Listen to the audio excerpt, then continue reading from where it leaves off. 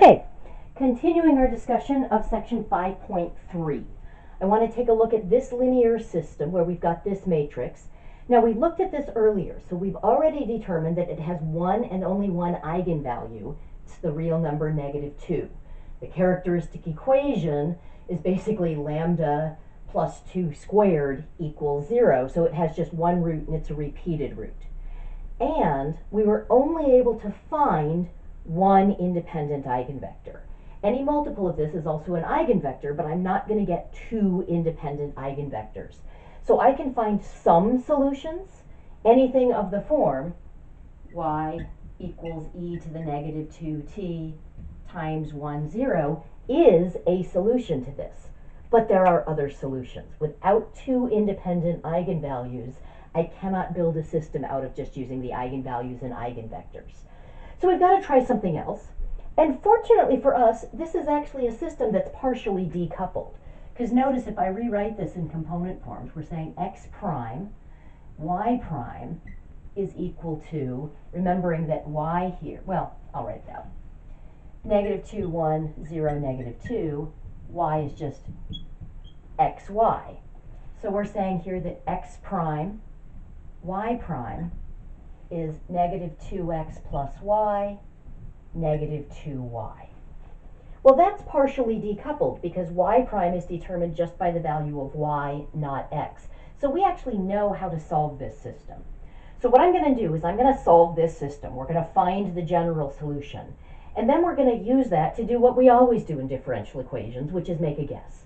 We're going to make an educated guess that the form of this system can be generalized to give us the general solution anytime we have a similar situation where we have a repeated eigenvalue but only find one independent eigenvector.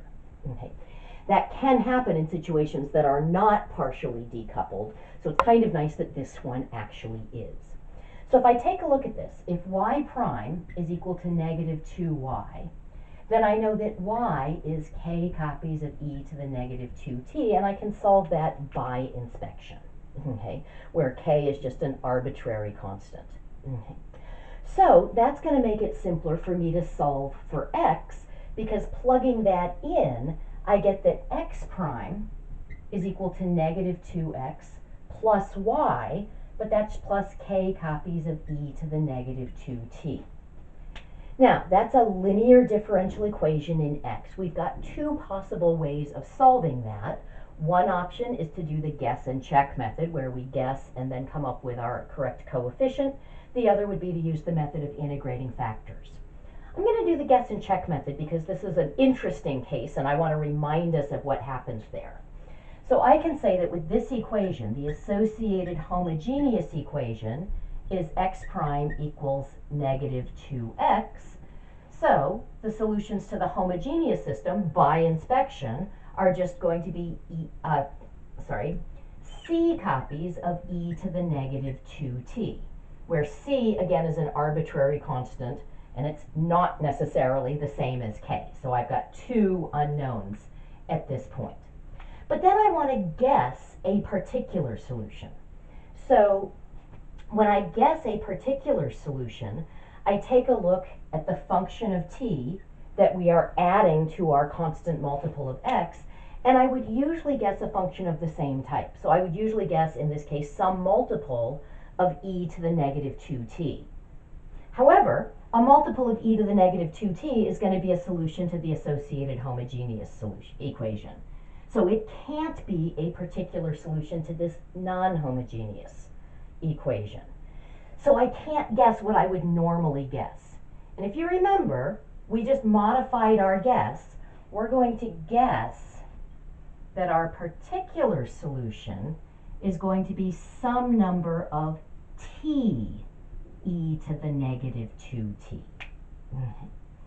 So we adjust, if the exponential function by itself is the solution to the associated homogeneous, we multiply it by t. Okay, so let's see if this is going to work.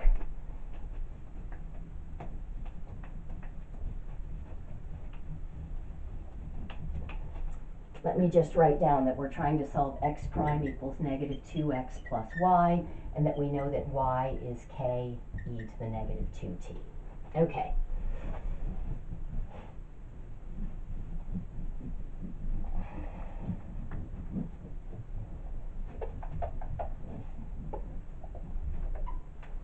So, if x sub p, if our guess for the particular solution is a copies of t e to the negative 2t, then its derivative, I'm going to just view this as a product where I'm going to group the a and the t together and then the exponential function. So using product rule, I'm going to get a copies of e to the negative 2t plus at times the derivative of e to the negative 2t, and that's actually going to become a negative 2 e to the negative 2t.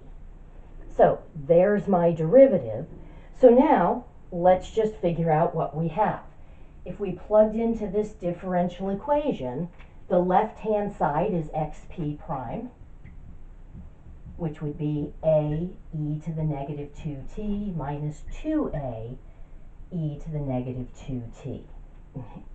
The right-hand side is negative 2 times our particular solution plus y, where this is our y, k copies of e to the negative 2t. So our right-hand side would be negative 2 copies of xp plus y, so that's negative 2 copies of at e to the negative 2t plus k copies of e to the negative 2t. Now, if I take a look, both parts involve two types of terms. I've got a multiple of e to the negative 2t, and I've got what has gone wrong?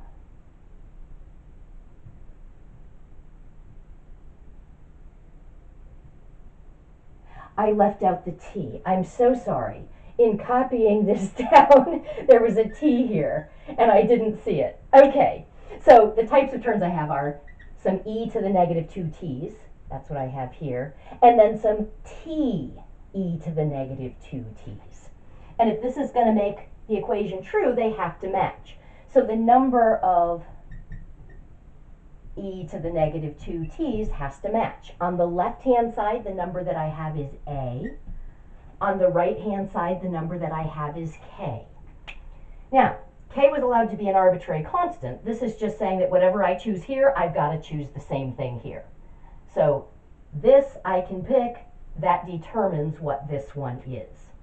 Then if I take a look at the number of t e to the negative 2t's, on the left-hand side, I've got negative 2a of them.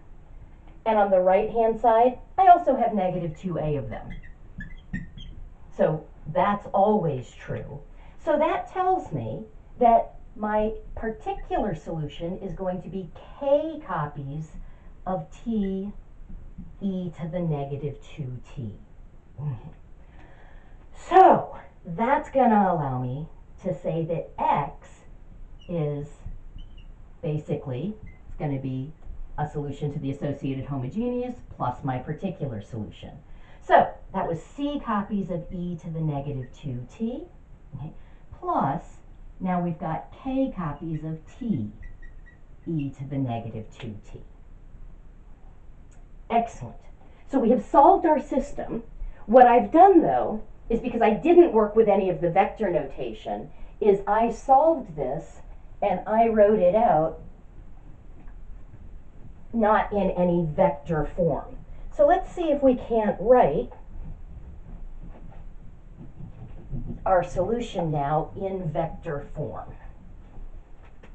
So y is just x as a function of t, y is a function of t, and I've kept those pieces up on the board here.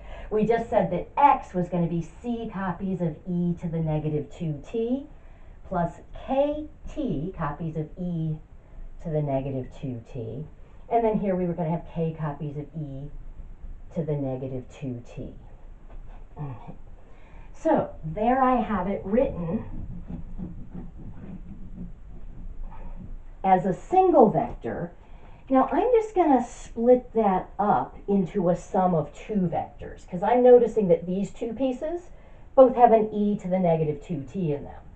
So I can say e to the negative 2, c copies of e to the negative 2t, k copies of e to the negative 2t, plus kt e to the negative 2t, 0.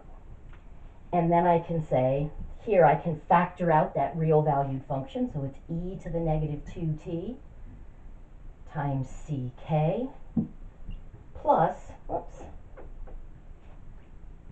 that was supposed to be k times t e to the negative 2t. So t e to the negative 2t times k0. Okay.